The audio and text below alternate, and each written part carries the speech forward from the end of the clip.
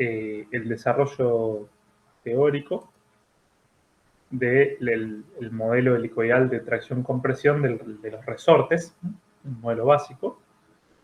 Y después seguramente, eso nos lleva un rato, y después podemos hacer quizá un pequeño descanso y ver las dudas sobre el prédico 2, entre ellas las que están relacionadas con la fórmula de Grubler y lo de los vínculos superiores e inferiores que mencionaba antes Agustín.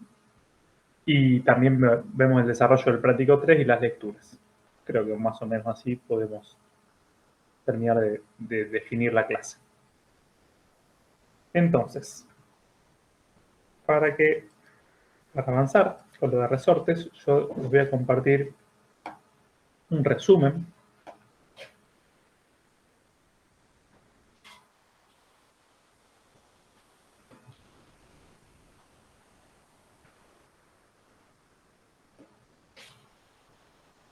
bien.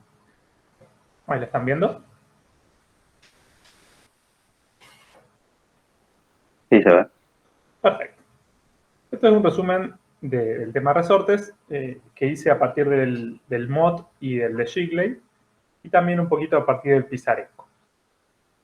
Bien, entonces la recomendación siempre que usemos este tipo de resúmenes es vayan a leer los temas de los libros, que es donde está bien explicado y donde está todo el material. Digamos, esto es simplemente un recorte y un acomodar las cosas para que sea más didáctico, ¿sí? Pero bueno, si van a estudiar el tema completo, siempre la recomendación es que lo estudien de los libros.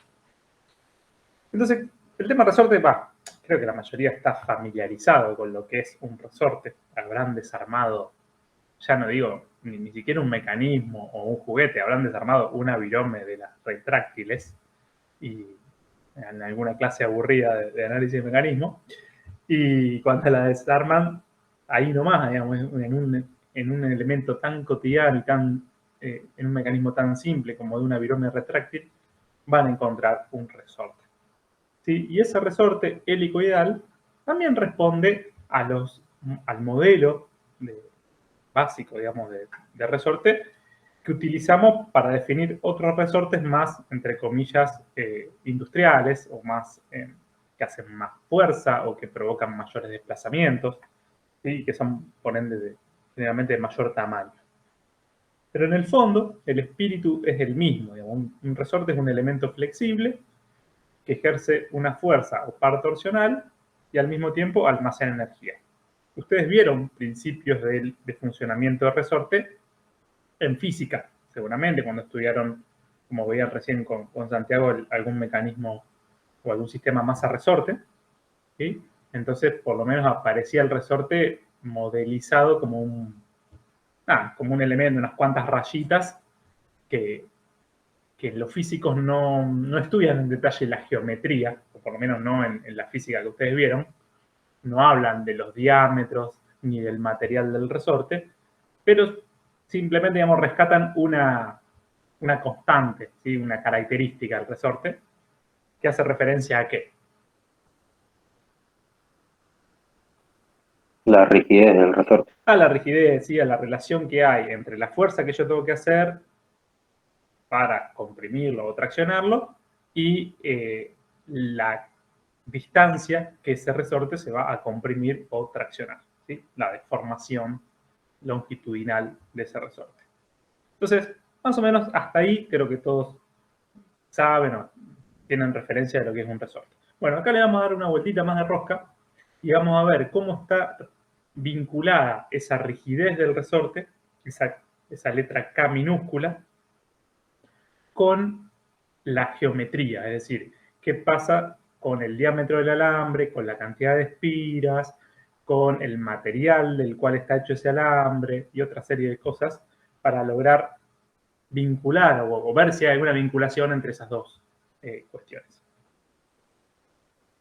Entonces, en forma inherente, bueno, los resortes almacenan energía cuando se flexionan y regresa la energía cuando se quita la fuerza que causó la deflexión. Hasta ahí más o menos sabía lo que era. Desde el punto de vista constructivo, uno puede clasificar los resortes. Recuerden que las clasificaciones son siempre arbitrarias, porque son una manera de resumir información para tratar de acomodarla en la cabeza y después acordarse.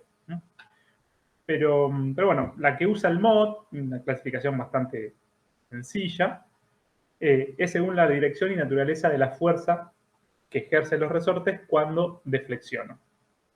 Entonces, básicamente hay como 4 tipos: resortes de empuje, de tracción, radiales y de torsión. Los de empuje, ¿sí?, suelen ser los resortes helicoidales de compresión, como los que vimos en la virome. O en la virome y en otro montón de mecanismos, muchos motores de combustión interna para lo que es el cierre de válvulas y en un montón de mecanismos cotidianos. Y después aparecen, acá en los gráficos, ¿sí?, estos son resortes helicoidales de compresión, de paso constante, cónico, de barril, globoidal y de paso variable. Y después aparecen, por ejemplo, el Belleville, que es como un platillito, ¿sí? En este caso, digamos, la fuerza tiene que ser coincidente con el eje del platillo, ¿sí?, que también es un resorte, digamos, de empuje, podríamos decir. Resortes de torsión, la fuerza actúa en el extremo, en el extremo del brazo de par torsional. Lo tenemos también por acá, ¿sí? Y resortes planos, ¿sí?, como muelle en cantilever o muelle de hojas, que también quizá lo han visto. Acá no hay ninguno en el ejemplo, pero no hay ninguno. Son los resortes de tipo ballesta, ¿sí?, que es se utiliza en algunos amortiguadores de vehículos de carga, ¿sí? Incluso en algunos casos se suele ver a simple vista así en camiones o en camionetas. Bien. Luego tenemos resortes de tracción, es decir, resortes que van a responder cuando nosotros los traccionemos, los traccionamos y almacenan energía. También aparecen los resortes helicoidales, en este caso de extensión o de tracción, ¿sí?, que suelen ser como estos que están acá. Aparecen los mismos resortes de torsión, ¿sí?, cuando la fuerza también actúa en el extremo del brazo del par torsional. También los de cantilever, hojas o ballesta pueden actuar como resortes de tracción. Y resorte de barra de tracción, que es un caso especial del resorte de compresión, que es esto que se veía acá en el medio. ¿Sí? Este es un diseño, un arrollamiento particular del alambre para conseguir que cuando yo lo tracciono, el resorte justamente almacena energía y me la devuelve cuando suelto esa fuerza de tracción. Luego tenemos algunos resortes, digamos, como este que se llama de fuerza constante, ¿sí?, que es como un arrollamiento, ¿sí?, una hojita hiporrollada, y motores de resorte de fuerza constante que va pasando de un arrollamiento hacia el otro. No son tan comunes de ver, ¿sí?, pero bueno, esos son ejemplos de resorte de tracción. Después tenemos casos radiales, que puede ser, o sea, radial significa que la fuerza la hace digamos, tendiendo a comprimir el eje del resorte. Una fuerza justamente radial. Puede ser algo tipo toroidal, como si fuese un resorte de tracción que yo le junto a los extremos y entonces la fuerza la hace, como se ve acá en la imagen, como este resorte de anillo, tratando de apretar, de estrangular Si yo pongo, por ejemplo, un caño ahí en el medio, bueno, el resorte va a tratar de estrangular ese caño, que puede ser un arrollamiento de un alambre metálico, pero también puede ser una bandita elástica, ¿sí? Una colita para el pelo. Todo eso puede ser tranquilamente un resorte radial. Y finalmente, hay resortes, digamos, que generan torque, o resortes de torsión, o también llamados resortes de potencia. No recuerdo, creo que acá no había ningún... Ah, sí, justamente el helicoidal de torsión era el que veíamos. ¿Sí? Bien, bueno, más allá de las clasificaciones constructivas, que no me preocupan demasiado, la idea es que todos responden a esta cuestión de almacenar energía y luego devolverla cuando la fuerza externa es relevada. Lo que nosotros nos vamos a enfocar ahora es en estudiar los resortes helicoidales de compresión. Todos los otros tipos constructivos se podrán estudiar también, llegado el momento, pero no van a ser objeto de estudio de esta asignatura, o por lo menos no en detalle. Sí nos interesan los resortes helicoidales de compresión porque son, primero, los que están quizás más difundidos en mecanismos y máquinas, y segundo, porque son, digamos, son relativamente sencillos de fabricar y uno puede vincular más o menos fácilmente la geometría con esa rigidez o esas constantes de las que hablábamos al principio. Tenemos por un lado una notación, digamos, tenemos que enfocarnos en qué sucede con los extremos. Típicamente pueden pasar como 4 cosas con los extremos. En el dibujo que está acá arriba a la izquierda, vemos un ejemplo de extremos planos, ¿sí? Y la cuestión antagónica sería lo que está acá abajo a la izquierda, también con el círculo rojo, que es un extremo cuadrado o cerrado. Fíjense que la diferencia es que la espira termina en un caso como venía con el mismo paso que tenía la espira, simplemente se corta con una tenaza, con una moladora, corto el alambre y donde terminó, terminó. En el caso de abajo, en un extremo cuadrado o cerrado, dentro del proceso de fabricación se realiza un esfuerzo para que la última espira esté apoyada contra la que está terminando. ¿Bien? ¿Se alcanza a ver esa diferencia? Sería la diferencia entre lo que está en cada círculo rojo. Mientras que el segundo caso serían extremos rectificados versus no rectificados, que es lo que vemos acá con la anotación en azul o en violeta. Un extremo rectificado sería cuando el ángulo que forma la última espira con respecto al eje del resorte, digamos, al eje del cilindro del resorte, es de 90 grados. Mientras que un resorte no rectificado es cuando ese ángulo, el del plano que contiene la última espira, con respecto al eje del cilindro del resorte, no es de 90 grados. ¿Sí? Bueno, no es perpendicular ese plano al eje. Bien. Y entonces ahí tenemos dos alternativas para plano versus cerrado y dos alternativas para rectificado versus no rectificado. O sea que tenemos ahí unas cuantas combinaciones y por ende posibilidades constructivas de los extremos.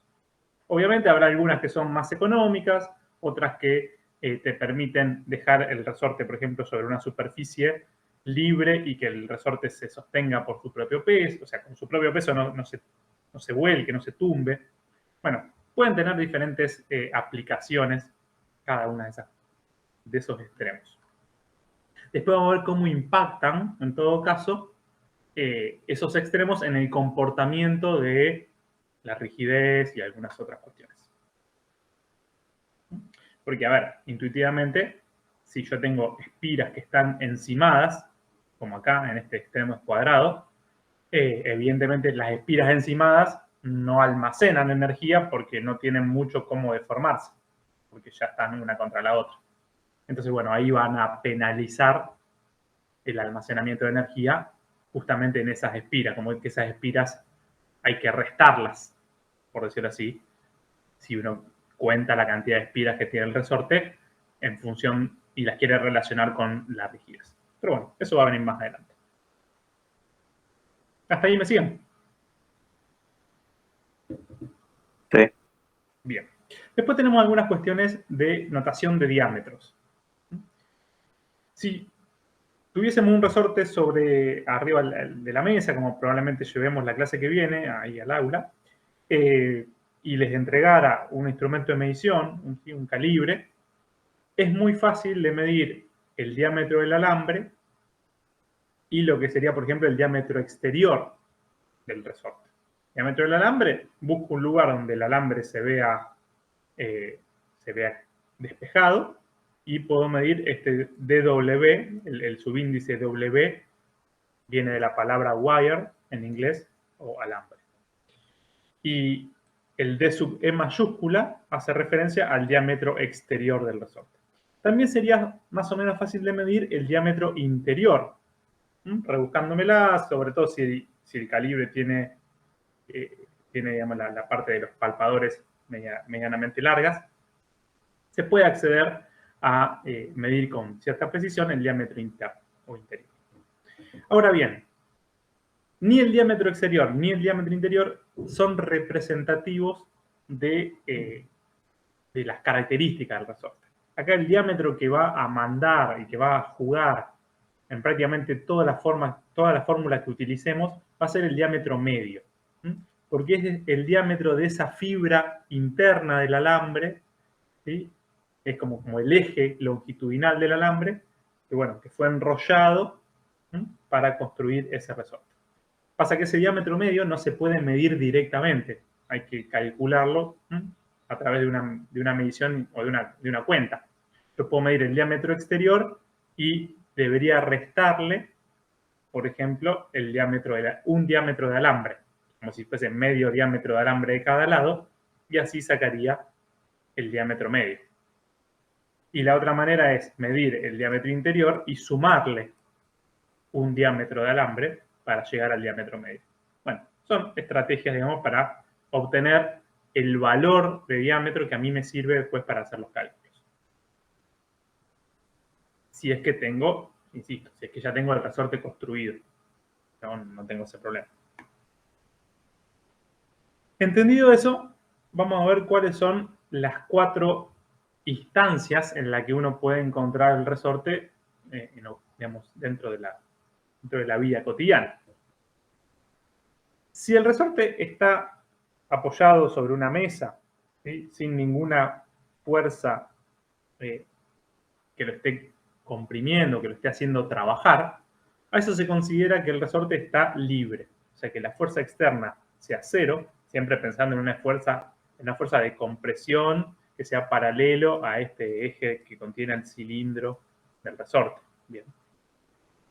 Bueno, si la fuerza esa es cero, entonces la longitud que nosotros vamos a estar pudiendo medir en ese resorte se va a llamar longitud libre.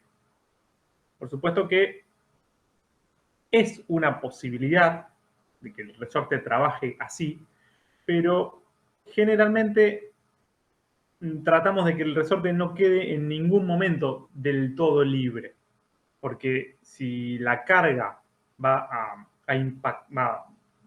apoyarse contra el extremo del resorte y no está previamente ya solidaria la superficie esta del extremo con lo que la va a empujar, puede ocasionar un poco de ruido, puede tener algún pequeño fenómeno de impacto. Entonces, para evitar eso, generalmente las personas que diseñan mecanismos que tienen resortes deciden hacerlos trabajar en lo que se llama una longitud instalada, con una carga mínima, una fuerza inicial o una fuerza de instalación que es relativamente baja, pero que garantiza el contacto franco siempre del objeto o de la parte del mecanismo que va a hacer la fuerza con el extremo del resorte. Entonces, Si tengo aplicada una fuerza mínima Fi, bueno, la longitud que voy a estar midiendo ahí va a ser lo que llamamos longitud instalada L sub I. ¿Bien? Y esa, si consideramos ese como punto de partida, yo voy a poder incrementar esa fuerza Fi hasta lo que sería la condición de operación del resorte, que es alcanzar la máxima deflexión que yo contemplé cuando diseñé o cuando seleccioné ese resorte. ¿Bien? Se supone que un resorte va a trabajar entre la longitud instalada y la longitud de operación a la que va a llegar cuando sobre él esté aplicada una fuerza de operación. Fíjense que la longitud de operación no es la longitud que tengo en el resorte cuando sobre el mismo le aplico la máxima fuerza que puede soportar, sino que todavía tengo una pequeña holgura o un pequeño espacio entre espiras adyacentes. O sea, como que el resorte todavía puede soportar un poquito más de fuerza de compresión.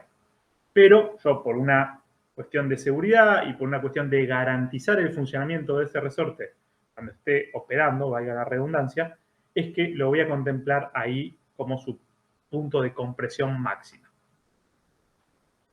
Ahora bien, si yo quiero, si hago el esfuerzo, ¿sí? Y le sigo cargando fuerza, bueno, yo lo voy a poder llevar a esta última condición, que es simplemente a los fines de conocer el límite del resorte, pero no es una instancia que se contemple cuando uno está diseñando un mecanismo. O sea, los resortes generalmente no se los hace trabajar hasta la longitud comprimida completa, esa que vemos ahí, que es cuando para una determinada fuerza las espiras apoyan unas contra otras. ¿Bien? Entonces, el resorte trabaja como si fuesen espiras apiladas o como un objeto sólido, ¿sí? como un cilindro, como un tubo cilíndrico. ¿Bien? Bueno, esto se tiene en cuenta solo a los fines de verificar que cuando la fuerza esa F sub S esté aplicada, el esfuerzo, la tensión que se genera en el alambre no supere, por ejemplo, el límite elástico, y si accidentalmente, por cualquier motivo, el resorte soportó una fuerza equivalente a esa F sub S, no se vaya a deformar plásticamente o deformar de manera permanente y después tenga un comportamiento durante el resto de su vida útil distinto al que fue concebido cuando se lo diseñó o se lo seleccionó. ¿Sí? ¿Me siguen hasta ahí? Sí. Bien.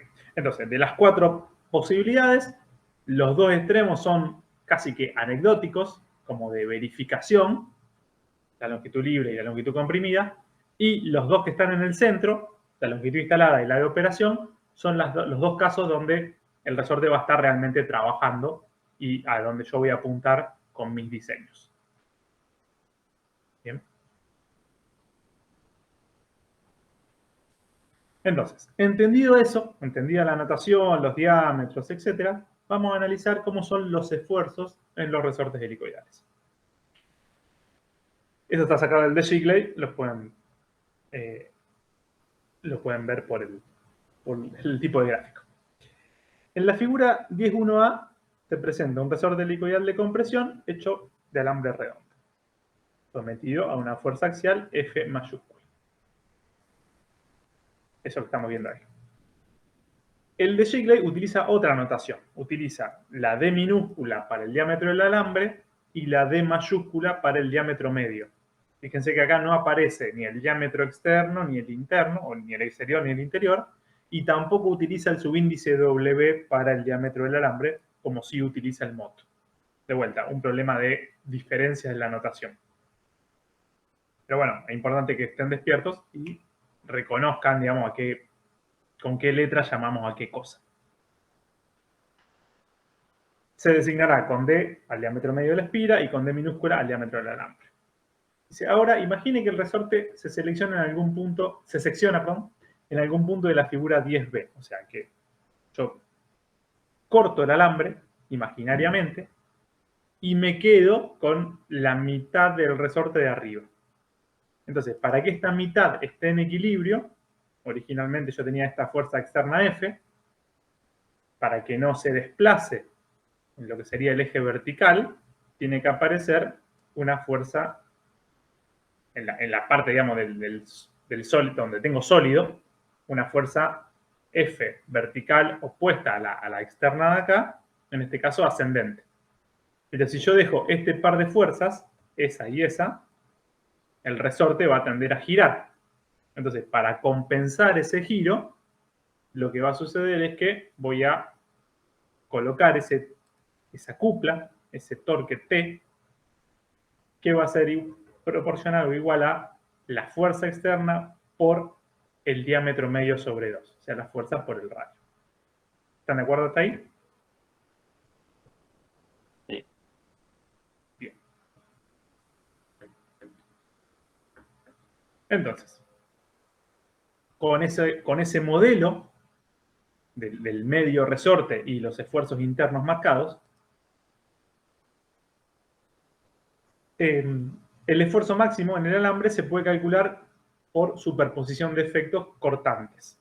Por un lado voy a tener un esfuerzo cortante directo, que va a venir dado por la fuerza F y el área que va a estar soportando ese corte de la fuerza F, y por otro lado vamos a tener el esfuerzo cortante torsional, ¿sí? Que va a venir dado por el torque que se le genera al alambre acá. ¿Sí?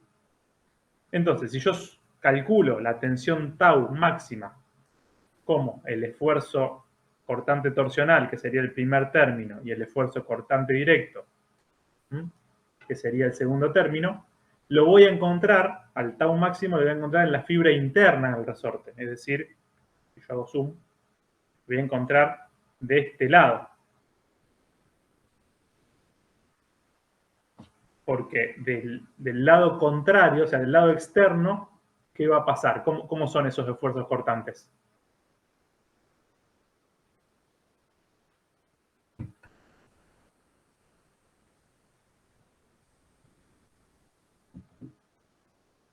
O sea, del lado interno, el esfuerzo cortante provocado por la fuerza El F. esfuerzo de corte generado por el momento sería contrario a la fuerza F, ¿o no? Claro, Entonces se exacto. cancelaría en una Es eso parte. mismo, sí, no se cancela porque habrá O que sea, analizar sería las menos que magnitudes, el lado de adentro. pero tienden a cancelarse o tienden a restarse mutuamente.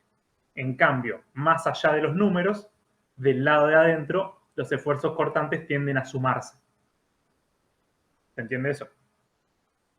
Entonces, el punto con mayor tensión tau, mayor tensión de corte en un resorte helicoidal de compresión, va a venir dado ahí del lado interno de la espira. Es el puntito que más tensión está soportando. Los puntitos, todos los puntitos de eso a lo largo de toda la longitud del alambre. Entonces,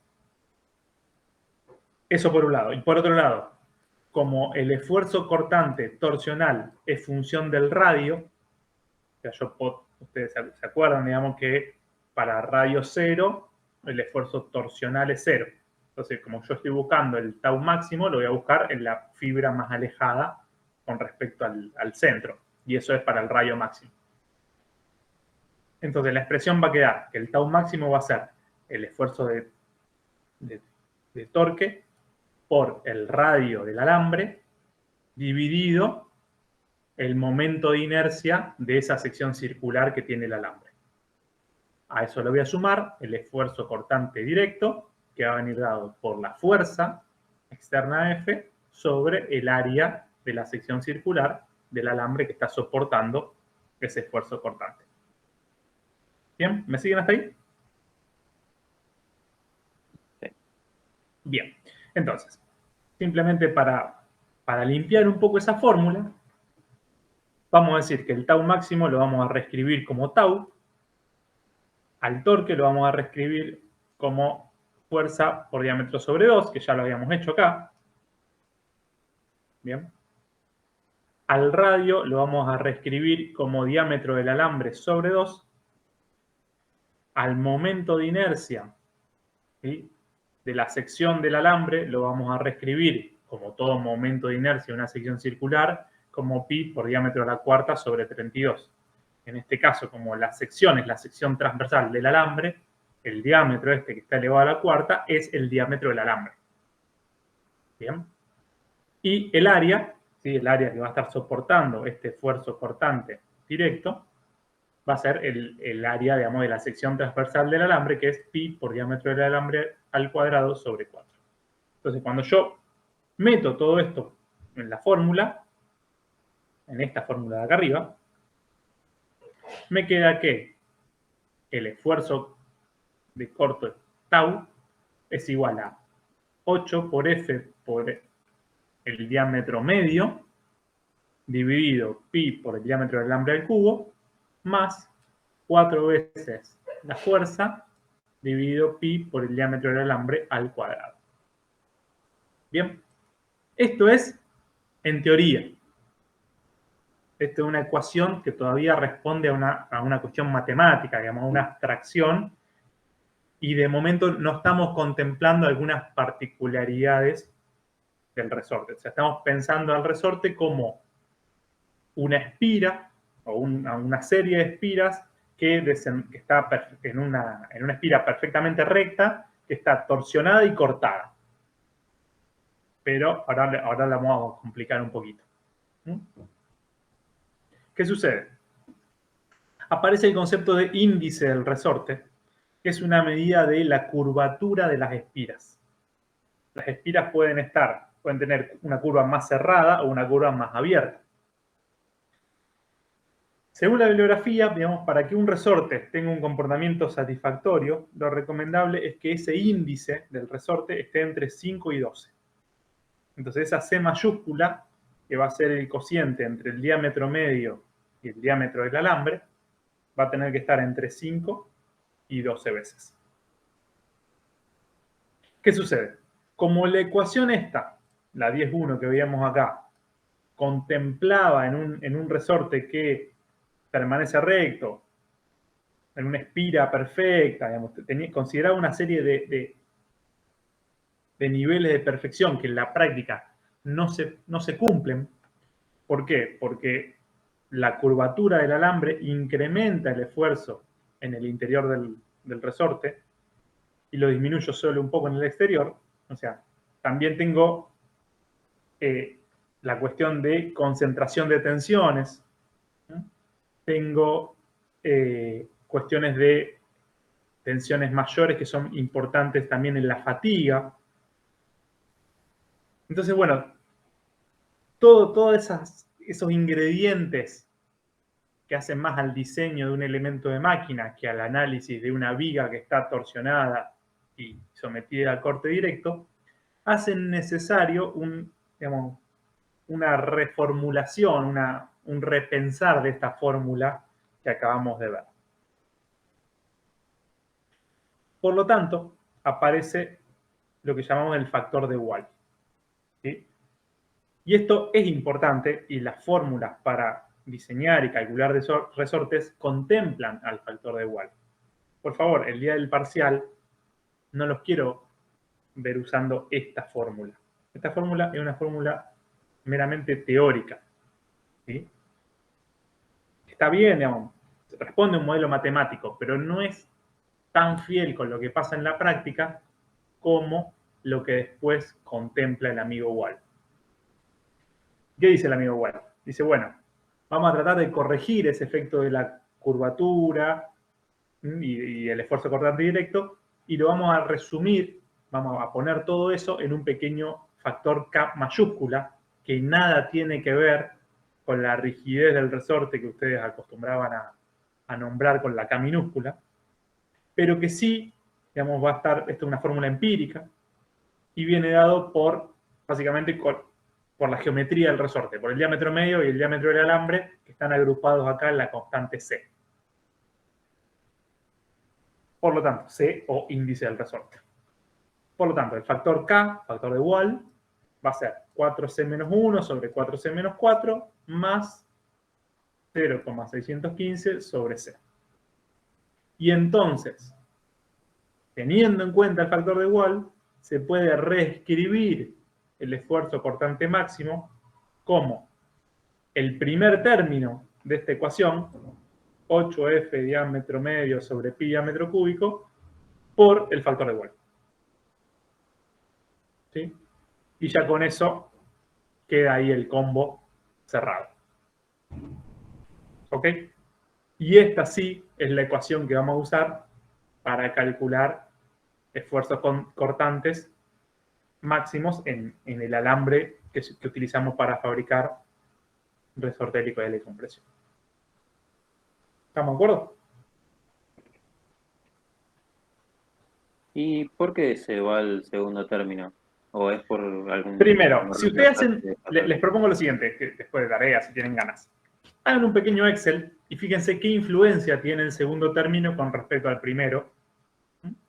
Porque no es que se va, no se va, está embebido en ese factor de igual.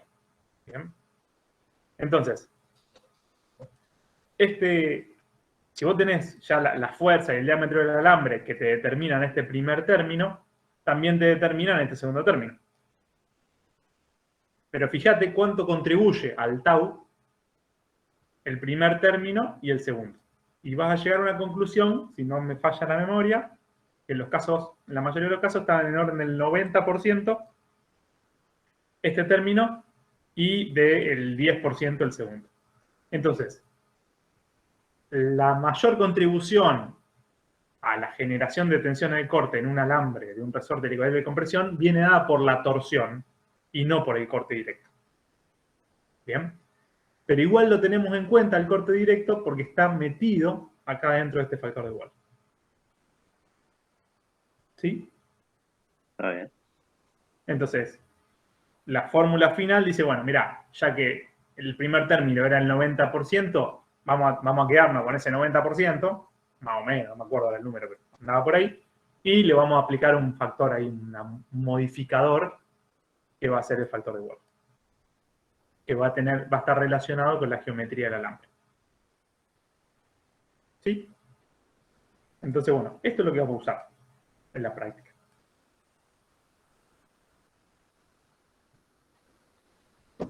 Si me siguieron hasta acá, bueno, ya tenemos una manera de calcular el tau, digamos, el esfuerzo cortante en un resorte helicoidal.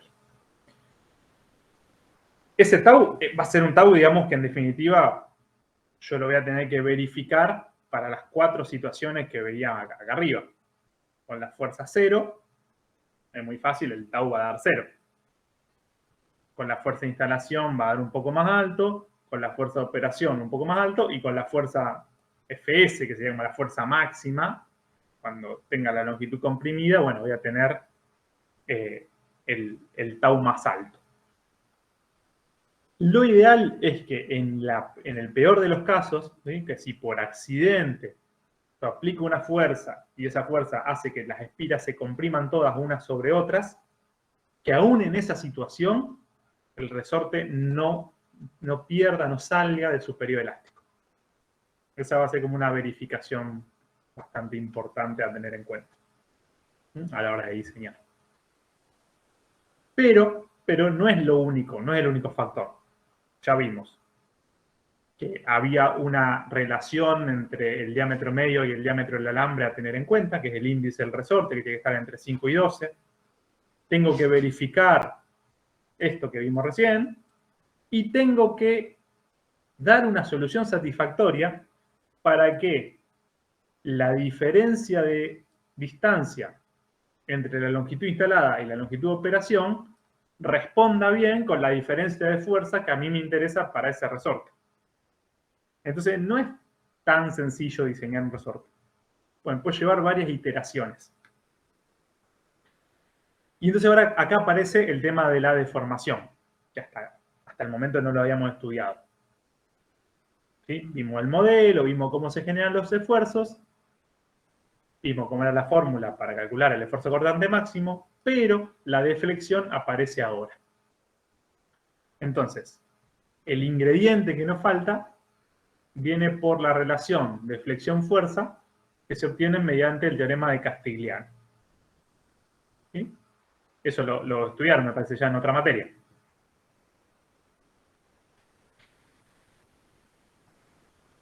¿Digo bien? En mecánica de materiales se dio sobre el final un poco. Perfecto. Bueno, básicamente el teorema de Castigliano dice que la energía total de deformación, digamos, en este caso aplicada a un resorte helicoidal, está relacionada con la derivada de la fuerza. ¿Sí? Entonces, bueno, vamos a ver cómo podemos meter todo eso en una ecuación.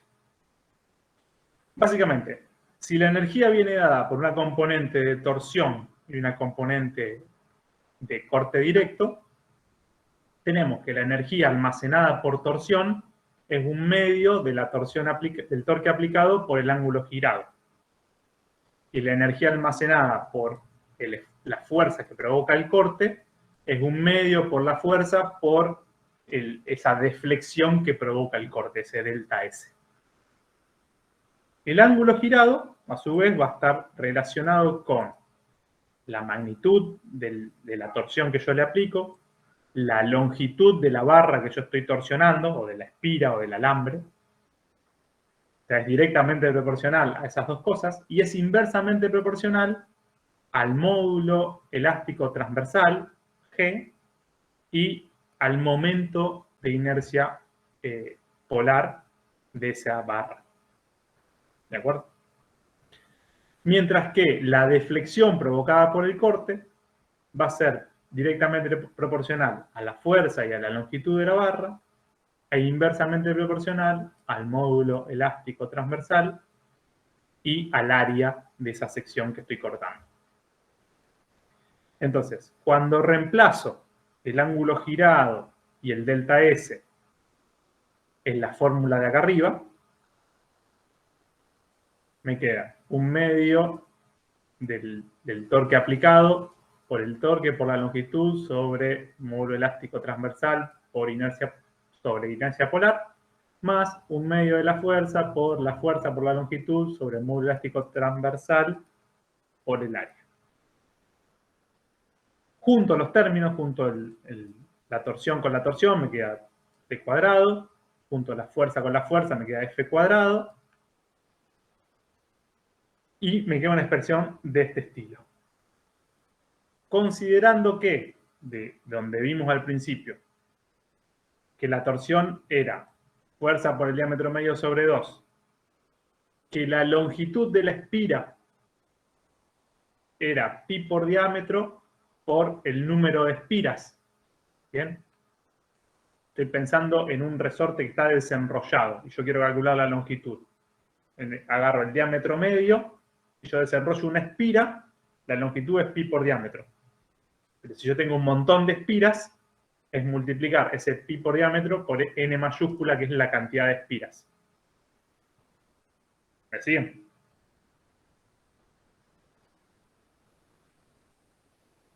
Sí, eso sería la longitud total del resorte. Claro. Donde n es la cantidad de espiras activas del resorte. ¿Por qué digo activas? Porque son las que realmente van a poder almacenar energía.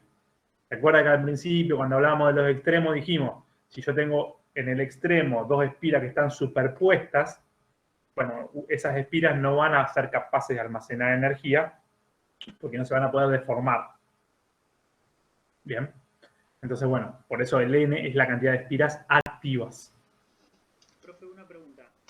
Sí. Entonces, ¿todo esto es genérico o es solamente para rectificados, no rectificados? No, es genérico. Después lo que vamos a hacer es, en función de la geometría real del resorte, vamos a ver cómo deducimos la cantidad de espiras activas. ¿Sí? Y luego tenemos el momento de inercia, pi diámetro a la cuarta sobre 32, el momento de inercia polar, y el área, pi diámetro cuadrado sobre 4. Entonces, reemplazando todo eso, estos cuatro términos en la fórmula de arriba, me queda todo este primer término y todo este segundo término. Y finalmente, simplifico algunas cosas. Acá el 32 con el 4 y con el 2 de acá abajo sería 32 sobre 8, me queda 4. Me queda el f cuadrado, el diámetro, este diámetro cuadrado con este diámetro me queda diámetro cubo. Me queda el número de espiras activas, este coincide con este de acá. El 4 con el 2 se fue con el 32, me queda g, y el pi se cancela con el pi, entonces me queda g por diámetro a la cuarta acá en el denominador. Y del otro término se me cancela el 4 con el 2, el pi con el pi, y me queda f cuadrado dn sobre g diámetro del alambre al cuadrado. Entonces llego a esa expresión. Y ahora sí, utilizo el teorema de Castigliano, que dice que la deflexión se puede deducir derivando la energía almacenada respecto de la fuerza. Entonces, si la variable es la fuerza, ¿sí? Este 4f cuadrado bajo el cuadrado me queda 8f, lo otro queda igual, y si acá tengo 2f cuadrado bajo el cuadrado me queda 4f, y lo otro queda igual. Y después incorporo el tema del índice del resorte. El índice del resorte era diámetro medio sobre diámetro del alambre, y entonces digo que la ecuación anterior puede reordenarse para obtener que la deflexión es 8 veces la fuerza por el diámetro medio del cubo por el número de espiras activas sobre g por el diámetro del alambre a la cuarta. Y, de vuelta, aprovechando el segundo término, así como el segundo término inicial de la ecuación, allá al principio, contribuía más o menos en un 10% a la tensión máxima, ¿se acuerdan? Bueno, acá también descubrieron que ese segundo término contribuye relativamente poco a la deflexión. Y que la deflexión es mucho más causada por la torsión que por el corte. Entonces, si yo utilizo el C, me queda más o menos eso. Me queda, digamos, trabajo los términos, saco factor común esto, y me queda por 1 más 1 sobre 2C cuadrado. Entonces, en el mejor de los casos, si C vale 5, que es el valor más pequeño que me recomiendan para diseñar un resorte, esto me va a quedar 1 más 1 sobre 2 por 5 al cuadrado. 5 al cuadrado 25, 2 por 25 50, me queda 1 más 1 sobre 50. 1 sobre 50 es 0,02. O sea que si C vale 5, el aporte a la deflexión del término del corte es del 2%. ¿Se entiende?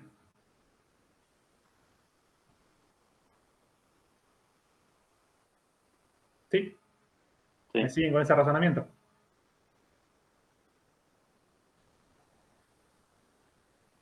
¿Cri, cri? Sí, se entiende. Bien. Y si C vale 12, que era el otro extremo en el cual yo puedo plantear el índice del resorte, me queda 12 al cuadrado, que ya da un número mucho mayor, por 2, y que hago toda esta cuenta, ya que es mucho menos del 2%. Por lo tanto, como en el mejor de los casos, la deflexión Y va a ser este número, 8F diámetro cubo por N sobre G diámetro del alambre a la cuarta, más un 2% o más un 0, algo por ciento, en definitiva se redondea y dice, bueno, ¿sabe qué? La deflexión hace de cuenta que es 8 por F por el diámetro cubo por N sobre G por diámetro a la cuarta. Y entonces no me preocupo, saco factor común y no me preocupo por ahí, por cómo contribuye la geometría del resorte. La geometría me refiero a cómo contribuye el índice del resorte acá en este término. Bien. Y entonces, la razón o constante del resorte K, que ustedes vieron en física, que era el vínculo entre el F y el delta X que en ese momento el resorte estaba acostado, entonces la deflexión era delta X. Acá, como el resorte está parado, está vertical, la deflexión la llamamos Y. Pero esta Y es la misma que el delta X de física. ¿Sí? ¿Está claro eso? Bueno, entonces si despejo el K como F sobre delta X o F sobre Y, me queda el F, que es, digamos, pongo la letra F y después divido por el I, que es básicamente dar vuelta a esta ecuación. Se me cancelan los F y me queda el denominador acá arriba y el denominador sin la F acá abajo. Y con eso saco la constante K del resorte.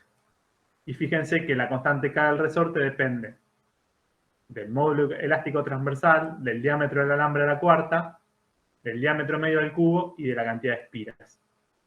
Entonces se vislumbra cómo la constante del resorte está íntimamente y únicamente relacionada con el material y con la geometría del resorte en cuestión.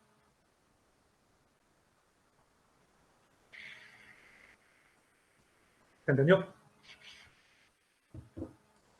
Sí. Bien. Entonces, después, cuando veamos el práctico, por ahí vamos a analizar softwares para diseñar o para verificar resortes. Vamos a ver qué pasa con los extremos, cuadrados, rectificados, planos, etcétera, cómo impactan en las espiras activas. Vamos a ver más cosas, pero en un pantallazo nos llevamos que las fórmulas importantes son esta que está acá, que la deflexión es esto que está acá al final, y que el esfuerzo cortante máximo es el factor de Wall por esto, por 8FD sobre pi por diámetro cubo. Con que se lleven esas dos cosas limpio y entiendan de dónde sale y cuál es el proceso para llegar, me alcanza con lo que sería la parte de fórmulas. Yo les dejé acá 3 videos. A ver si...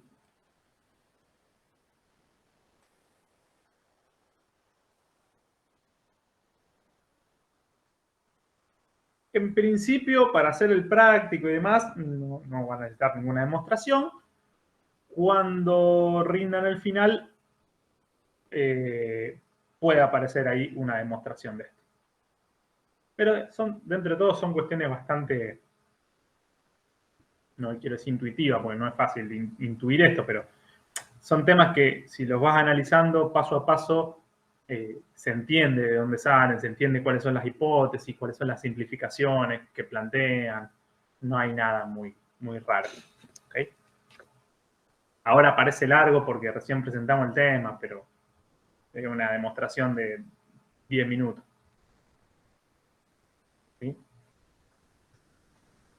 Bien. Quería ver si les podía pasar alguno de estos videos. Y no eran muy largos, no recuerdo. Básicamente para que vean dos conformados de...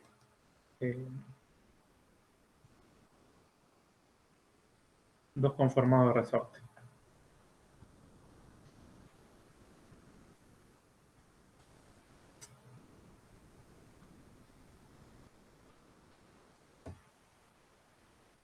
Voy a tratar de abrirlo y compartir, así lo vemos todos juntos.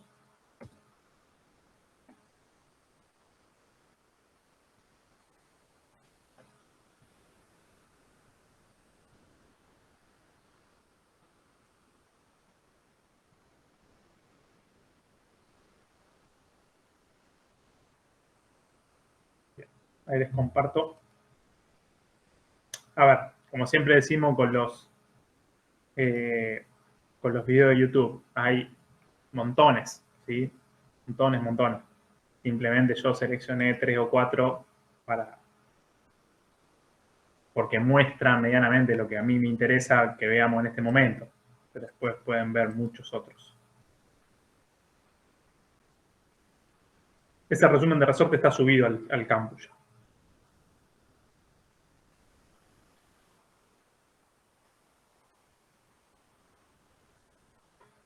Bien, ahí van a estar viendo mi navegador, ¿sí? Mi YouTube. La fabricación de un resorte comienza con el corte del acero en la cizalla, la cual es preparada según el diámetro y largo requerido. Una vez ¿Sí? ¿Lo ven ahí? Sí, se ve.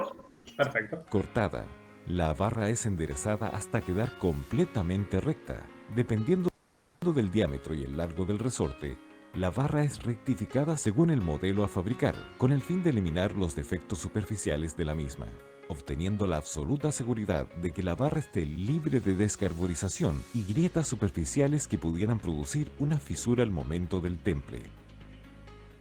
Después del rectificado, las barras son laminadas cónicamente en sus extremos para formar el asiento o base del resorte, mediante el calentamiento de la barra a una temperatura de 900 grados centígrados. Posteriormente es laminada en una máquina, la que mediante dos rodillos de forma elíptica genera la forma cónica en sus extremos. El siguiente proceso es el enrollado del resorte, el cual comienza con el calentamiento controlado de la barra desde la superficie hacia el exterior, tomando Bien, en este caso estamos viendo conformado en caliente de resorte. el tiempo necesario para que la temperatura sea pareja en todo el material. Esto produce lo que en tratamiento técnico se conoce como austenización, que es la transformación a 900 grados centígrados de la perlita en austenita. Posteriormente, se efectúa el enrollado de la barra en una máquina, la que por medio de matrices le da la forma de espiral a la barra. Estas matrices permiten que todos los resortes salgan exactamente iguales desde el punto de vista dimensional. Después de enrollado, el resorte al rojo vivo es templado para adquirir su dureza máxima, mediante su introducción en un depósito con aceite. Este enfriamiento brusco es vital para la transformación de la austenita en martensita y paso clave en la calidad final del tratamiento térmico. El resorte, luego de ser templado, resulta extremadamente duro, por lo que es necesario disminuir esta dureza a un punto óptimo. Para esto, el resorte es revenido, es decir, es calentado a una temperatura de entre 390 grados y 460 grados centígrados durante un tiempo mínimo de 60 minutos en un horno de atmósfera controlada. El objetivo de este proceso no es eliminar los efectos del temple, sino modificarlos para disminuir la dureza y resistencia del resorte y aumentar la tenacidad del mismo, eliminando las tensiones internas que siempre tienen los aceros templados. Continúa el proceso de rectificado de ambas caras de asiento del resorte. En esta etapa se dejan completamente planas ambas bases del resorte, para que al momento del montaje los asientos queden correctamente asentados en las bases de apoyo, ya que de lo contrario, se podría provocar una deficiencia en el resorte y acortar la vida útil del mismo. Luego se procede al granallado o shot penning, el cual consiste en un bombardeo a alta velocidad de pequeñas esferas de acero de 2 milímetros de diámetro, las cuales se disparan violentamente en contra del resorte. Es importante mencionar que un resorte que ha sido correctamente granallado tiene entre 3 a 4 veces más duración que otro que no lo haya sido, aspecto determinante al momento de comparar la calidad final de un resorte. Posteriormente, los resortes granallados son sometidos a exhaustivas pruebas de carga, rigidez y flexibilidad de su composición. Esto se realiza comprimiendo el resorte desde su posición libre hasta su posición sólida o tasa máxima de fatiga permitida. Esto aumenta el límite elástico del resorte, como también elimina las tensiones residuales, de manera que en las sucesivas compresiones que recibe, este no pierda su posición original o altura libre. Finalmente, los resortes son protegidos con una pintura electroestática, lo que forma una película en la superficie que le permite soportar perfectamente la niebla salina y lo protege en contra de la oxidación prematura, especial para ambientes contaminados y húmedos. Bien.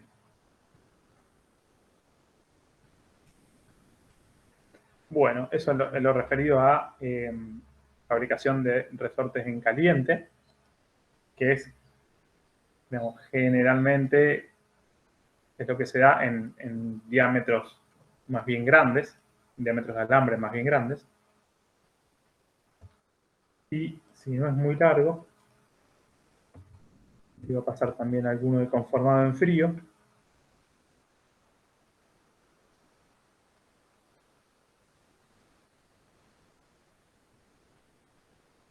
¿Por qué duraría menos el resorte que no estaba granallado? comparado al otro. Ahí vemos eso un poquito.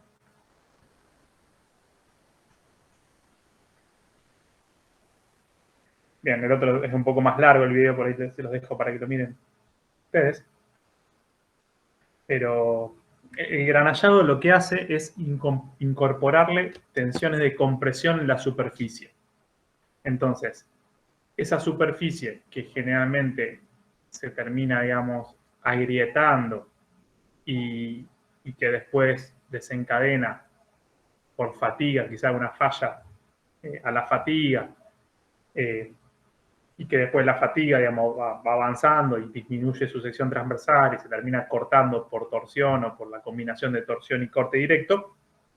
Bueno, para retrasar el inicio de esa grieta por fatiga, como las grietas de fatiga se inician en un momento digamos, cuando la superficie está traccionada. Si yo arranco de una superficie que ya de por sí está comprimida, es como que la tengo que llevar primero del estado de compresión hasta el cero y después la tengo que traccionar.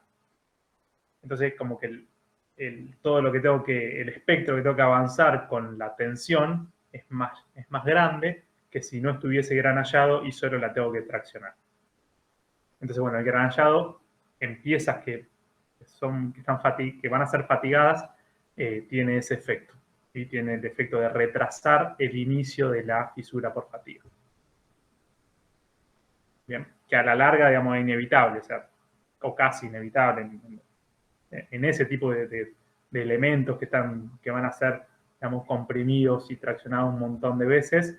Es muy probable que en algún momento terminen fallando por fatiga. Se hacen esfuerzos de diseño para que eso no suceda, como lo van a ver después con Santiago en la teoría, pero a veces esos esfuerzos tienen un límite, digamos, y no se puede. Con ciertos materiales a veces, o con cierta combinación de cargas, a veces no se puede. Bueno, pero por eso dice que tienen como el triple de vida útil. Bien, lo van a ver también eso en materiales, me parece. Un tema más de materiales que nuestro. Bien, bueno, había 2 videos más, son, ya te digo, entre 7 y... Uno tiene 7 minutos y el otro creo que un poco más, que son de conformado en frío. O uno de conformado en frío y el otro de frío y caliente, una cosa por el estilo. Pero bueno, a ver si tengo uno, creo que hay uno que es un poquito más corto. Bien, sí, vamos a ver este que es más corto, son 3 minutos y moneda. Y casi, no llega a 4 minutos. Con eso por ahí cerramos el tema. Les comparto de vuelta mi navegador.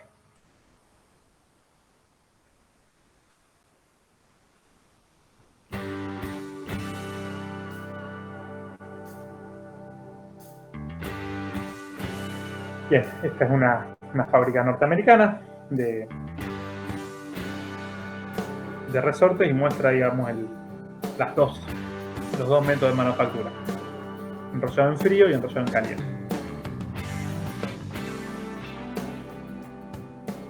Es un video institucional. Hi, my name is Bill Betts, and I'm the Vice President here at Betts Company, our 6th generation family business. Today, I'm excited to introduce you to Joe Devaney, our Operations Manager. He's going to take a couple minutes to introduce us to the differences between hot winding and cold winding springs. Bien. Betts Spring Manufacturing is unique in our ability. Básicamente les muestra o les quiere marcar la diferencia entre lo que es el enrollado en frío y el enrollado en caliente de resorte. Coil springs, hot wound coil springs, as well as leaf springs that serve a broad range of markets. They include the automotive aftermarket, food Le processing, comenta para qué se usan, digamos, ¿no? Industria automotriz, agricultural, fabricación de alimentos, equipos de máquinas agrícolas. Our cold winding Minería. process starts with pre-tempered material. We pull the material through rollers and fulcrum pins and coiled around a precision ground arbor. Our material diameters range Bueno, ahí les muestra cuáles son todo between an 1/8 inch rango. and 5/8 of an inch. Using el rango de diámetros que utilizan ellos, ¿sí? Desde algo muy finito hasta casi una high pulgada. tensile chrome silicon will allow you to design a lighter weight spring, resulting in more travel and more deflection for the application. A cold wound spring will typically be a little lighter in weight and use a smaller material diameter than a hot wound spring.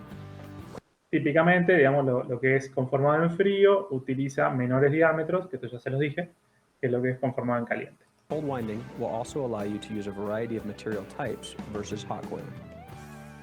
También lo que es conformado en frío te permite usar otros materiales, otras aleaciones. The ability to use high tensile chrome silicon materials helps cut weight and allow for more deflection or travel in smaller space. Cold Ellos usan una aleación con cromo que evidentemente les permite mayor deflexión para la misma, menor deflexión para la misma carga. winding springs will typically be used for smaller applications ranging in material diameter from 1/8 inch to 1/8 inch versus hot winding, which will be for larger applications that will range between 1/2 inch and 1 3/4 inch in material diameter. Bien, también vuelve a mencionar, digamos, ya está hablando de conformado en caliente, que va de media pulgada a 1,25 pulgadas. Whether using the cold wound coiling process or the hot wound coiling process, our engineers will design a spring that meets your needs. Entonces, ya sea, digamos, independientemente del proceso, se diseña el resorte para satisfacer las condiciones que mencionábamos antes, ¿no? Digamos, que no supere la tensión máxima, que la relación entre carga y deformación sea razonable para la aplicación. Betts has the ability to coil hot wound springs ranging from 1/2 inch to 1 3/4 inch in bar diameter. Our hot wound coiling system uses an energy-efficient, drastically low-emission walking beam furnace to heat our bars up to 1,750 degrees Vuelvo a mencionar el tema de la ostenización. Fahrenheit. Our spring material will move through our walking beam furnace in a consistent and automated manner. Our hot wound coiling process can be used for a variety of applications. We use 4 steps to manufacture our hot wound coil springs. In the first step, we're going to heat the bar up to 1,750 Entonces, para lo que es conformado en caliente, degrees Fahrenheit. se osteniza, Next, we'll coil the heated bar around a fixed mandrel. se enrolla en este caso, Then we'll quench the spring in a quenching oil. se templa, And finally, the spring will be placed in a tempering furnace. y finalmente se hace un revenido. Only with perfect control of all 4 of those processes can we manufacture the perfect spring. Bueno, todo con At Betts, control we're de focused on proceso, continuous informatizado, improvement and etc. assuring that we deliver our customers a quality part on time and within their budget. Bueno, en definitiva era un video institucional, el primero mostraba mucho más Thanks for watching our acerca video del today. proceso. Bien. Bueno, ¿quedó más o menos claro el tema? Sí. Sí, se entendió. Perfecto. Bien, Santi, ¿le querés comentar algo más sobre esto? Si no, podemos hacer un pequeño descanso y después vemos duda del práctico, todo eso de la fórmula de Grubler y presentamos el práctico nuevo. Sí, vayan, sí, para agregar nada más, así que si no hay preguntas, descanso. Perfecto. Bueno, hacemos un 15 minutos, ¿sí? 7 menos 5 por ahí y retomamos.